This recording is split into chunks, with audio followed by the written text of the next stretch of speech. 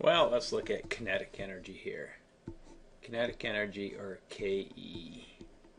Kinetic energy is the energy of motion, and its formula is 1/2 the mass times the velocity squared.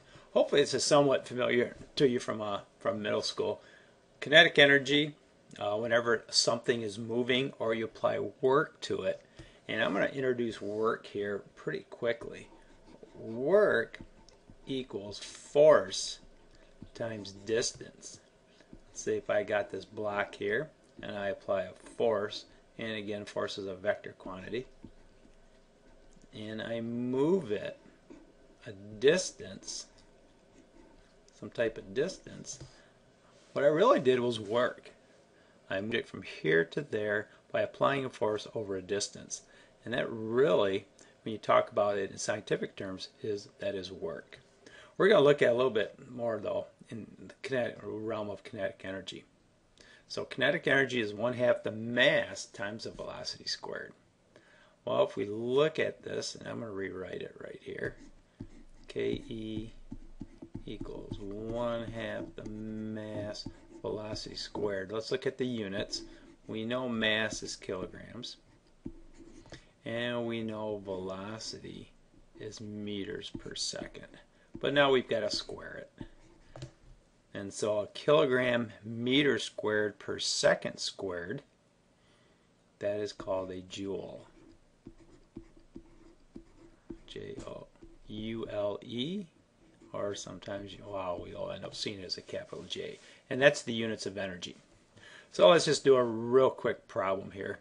Let's say we've got something that has a mass. Let's say we got this ball here. We'll use the bowling ball again.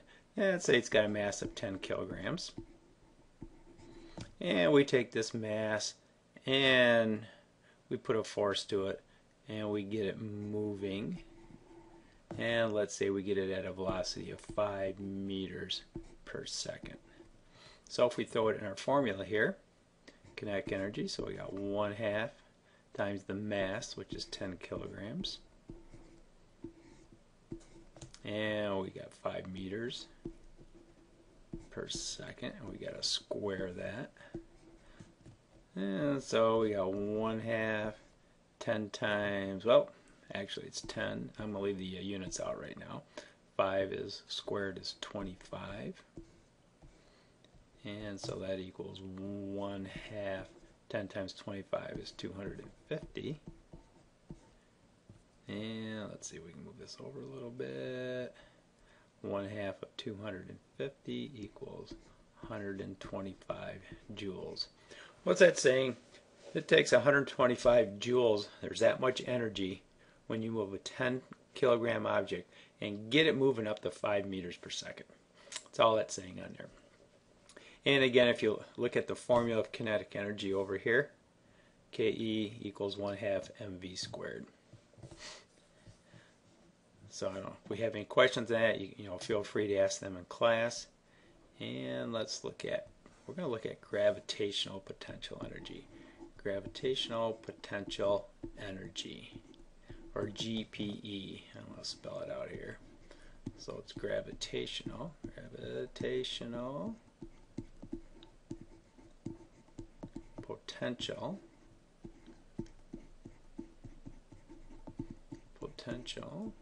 energy. Gravitational potential energy, really you're talking about objects that are above the Earth's surface. Let's go ahead and write the formula in here. Gravitational potential energy is mgh. M, again you can think of it as mass. Little g here is the acceleration of gravity.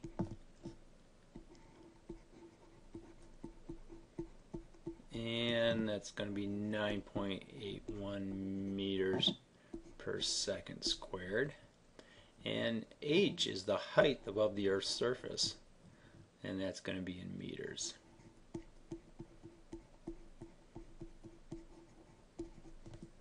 So if you go ahead and do the math on this also, just for the units, mass again, should have it in kilograms here. So a kilogram, let's see, we can write it out here for you. So it's a kilogram times a meter per second squared times h, which is in meters. And so when you finish this all up, you get a kilogram meter squared second squared, which again is a joule. And that's the Joule, or capital J, and that's the units of energy. So that's GPE, or gravitational potential energy. I'm going to come back here on the next one, and we'll investigate these two a little bit more.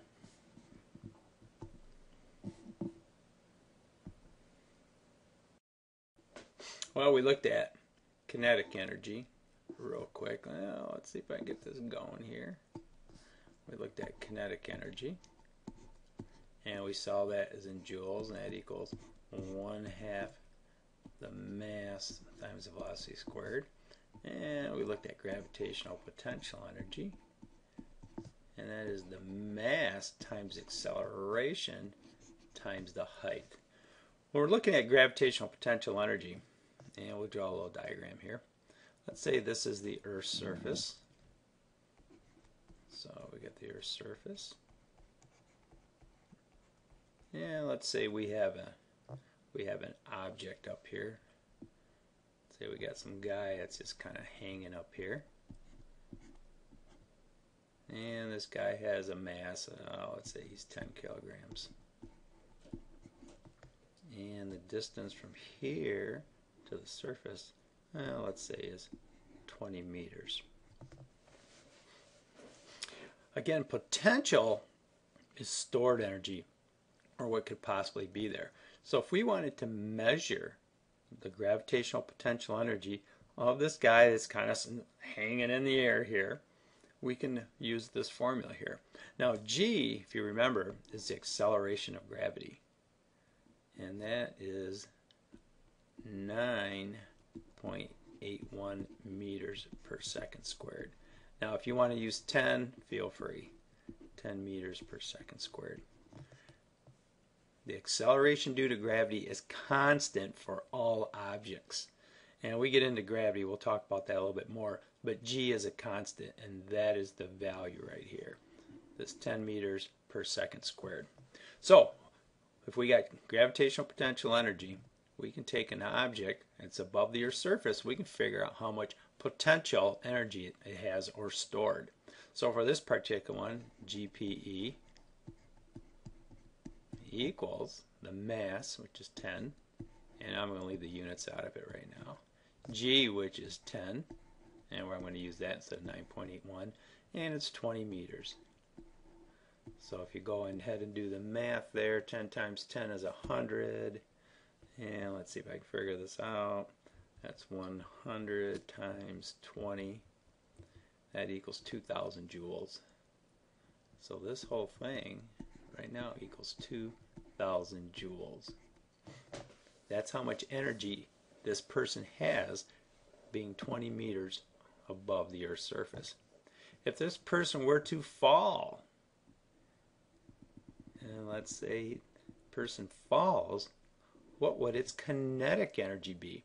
And again, kinetic energy is the energy of motion. Is the energy of motion. Well, we can figure that out also. The energy of motion on this. One thing we need to recognize, that energy cannot be created nor destroyed.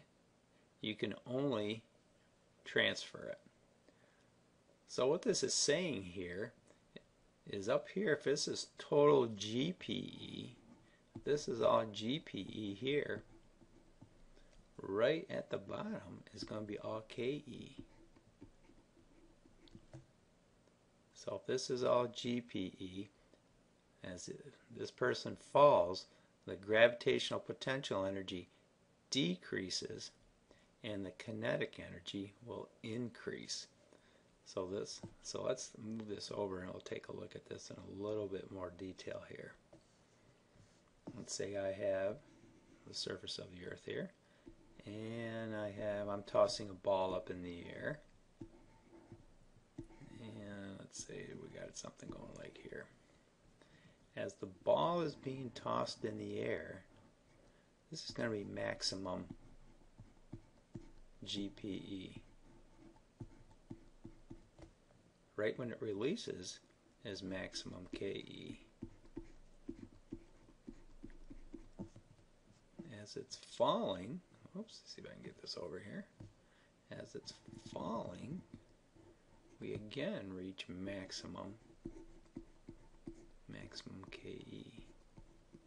What this is saying for an object that is falling or is shot up into the sky, as you guys did with your projectile motion, on the way up, kinetic energy is decreasing and gravitational potential energy is increasing. Well, as you can probably assume, on the way down, kinetic energy is increasing and gravitational potential energy is decreasing.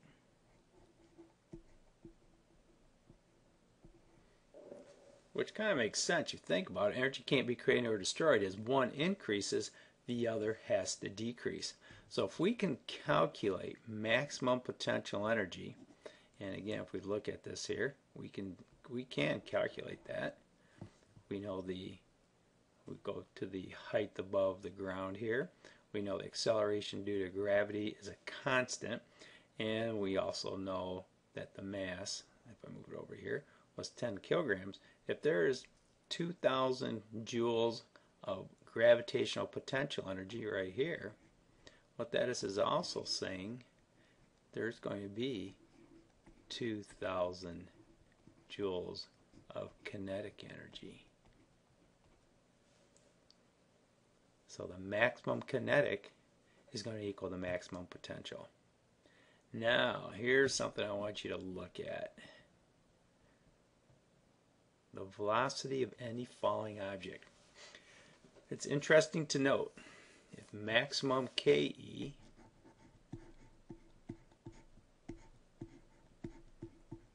equals maximum GPE,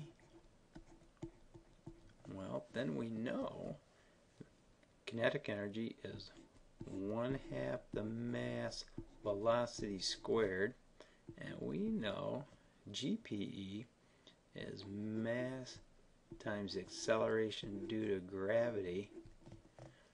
Can you find the velocity of any falling object? In other words, can you go ahead and calculate or determine velocity? Give me a formula for a velocity for any falling object. Try to work on this in your notes, and we'll discuss it in class. So there's some problems on the worksheets I know you guys did, and we'll go over those if you have any questions. But and you'll use this with your rockets. But see if you can calculate what the velocity of any falling object will be. All right, so we're kind of over and out there.